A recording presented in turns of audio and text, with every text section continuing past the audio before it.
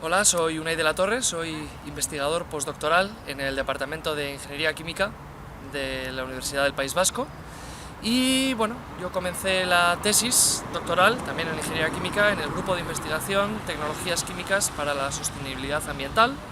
bajo la supervisión del profesor Juan Ramón González Velasco,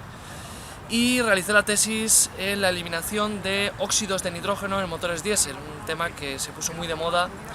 cuando ocurrió el tema del Dieselgate, el tema de Volkswagen.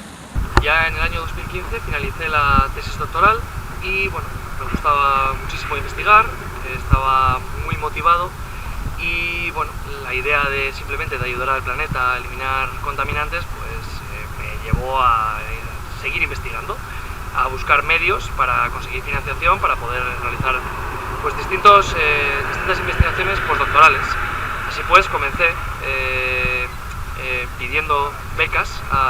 tanto a la UPV como al gobierno vasco y seguidamente ya en el año 2018 pedí una beca al gobierno vasco para irme a investigar al extranjero. Bueno, y esa primera beca me ayudó, o me permitió,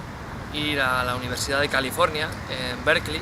que es un lugar magnífico para investigar, ya que tiene el colegio de química número 1 del mundo y bueno, tienen unas eminencias trabajando allí que me han permitido aprender una barbaridad. Además, tras un año allí solicité una beca Marie Curie que me ha permitido también estar allí otro año y medio para completar una estancia postdoctoral en el extranjero de 2 años y medio, con la cual estoy muy satisfecho. Y recientemente acabo de volver al departamento en el que realicé mi tesis doctoral, al Departamento de Ingeniería Química de Leioa, para continuar con la investigación que acabo de finalizar en Berkeley, que consta o se basa en la producción de hidrógeno a partir de agua mediante la reacción Water-Gas Shift, que es una reacción entre un monóxido de carbono, un CO, con agua, y de esta forma pues producimos hidrógeno de forma eficiente que puede utilizarse a continuación como combustible. De cara al futuro, espero seguir teniendo esa curiosidad, ese fuego interno que me ayuda a investigar,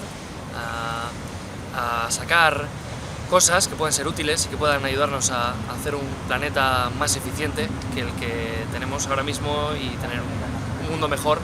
para las futuras generaciones.